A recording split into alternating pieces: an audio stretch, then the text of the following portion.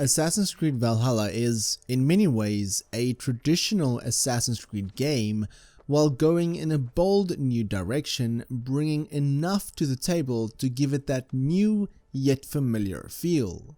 The new historical setting brings us to the Viking era, one that has not yet been seen in Ubisoft's flagship title.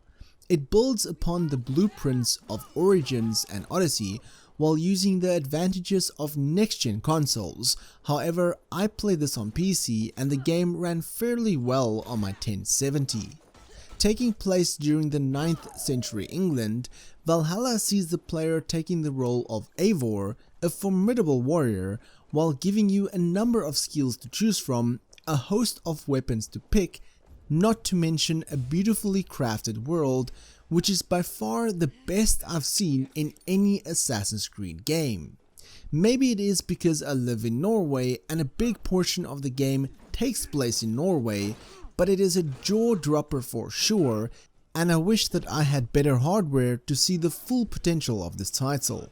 You get to choose between playing male or female Eivor right from the start, or you can choose a third option which sees you play as whichever version is suited best during that time of the campaign. You can, however, swap out at any time with no consequences, so it does feel a bit pointless on choosing, as it is more for the looks than anything else. That does not mean your choices doesn't impact the narrative, not at all. Your choices matter and it has consequences, significant ones. For example, in one fight you can choose to kill the enemy or spare them to live another day. If you kill them, his clan might come after you, but if you spare him, he could come to aid you, or in my case, try to kill me at a later stage, whereas I again had the option to spare his life but chose not to. There are many choices in Valhalla that will shift the outcome of certain scenes, and some of them might not be the easiest choice to make. There is also a significant amount of skills to choose from, with essentially 3 branching paths. You gain experience as you defeat enemies, complete quests, and find world events. These are usually unrelated to the main campaign, but does give some more life into the world of Valhalla, often rewarding you with unique gear. Gear comes in many forms, and set items makes a return, granting you a bonus with full sets. Upgrading gear improves their damage, and you can focus on one weapon for most of the game if you fancy a particular weapon. Speaking of upgrading, you also have a settlement to focus on. Think of these as home bases, which you can not only fast travel to, but can provide you with bonus perks and unique weapons, and unique missions.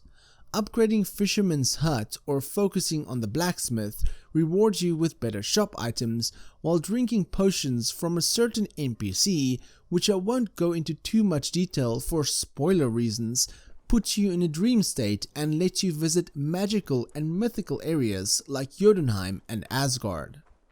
The combat has been improved since Odyssey, and overall the game feels less grindy. Instant assassinations makes a return, and it seems in many areas that Ubisoft listen to fan feedback. However, with this being a Ubisoft game, the store does make a return, but most of the items in the store is purely cosmetic. You don't really need them, but at the end of the day, you do want them, and Ubisoft knows that.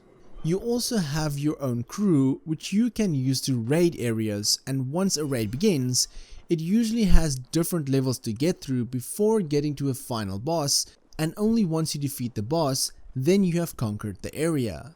Unlike in Odyssey, Eivor feels like he or she is getting better as the game progresses. What I mean by that is, in Odyssey for example, when you come up to a character or an enemy that is 3 times your level, there is practically no way of defeating them. You'll have to grind until you are their level and only then come back to potentially defeat them. In Valhalla, if I lose against a higher tiered boss or enemy, then it is because of me, not because of a low level. Think of it as a Souls-like game.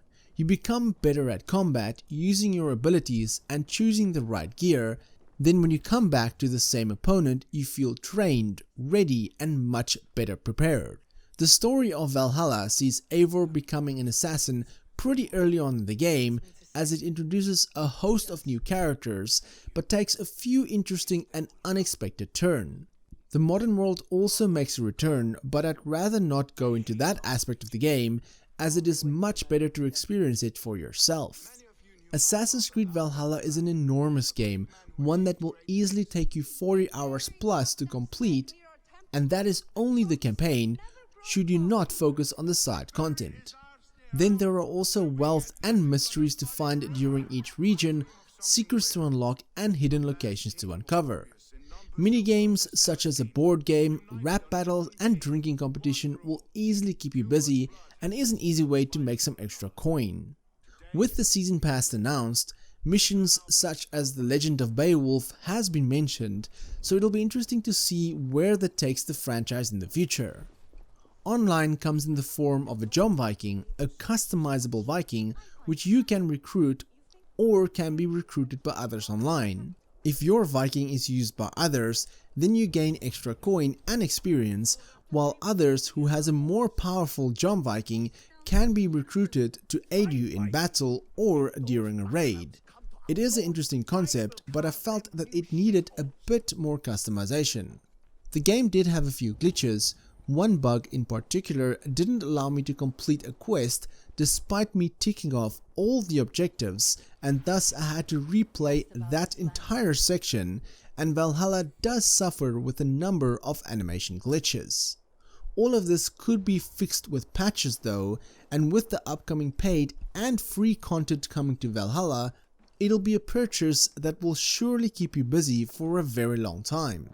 Assassin's Creed Valhalla brings much of the familiarity of the franchise back, while taking leaps to introduce new elements, which easily makes this the best in the franchise. If I had to put a score on this, then I'd easily give it a 9.5 out of 10.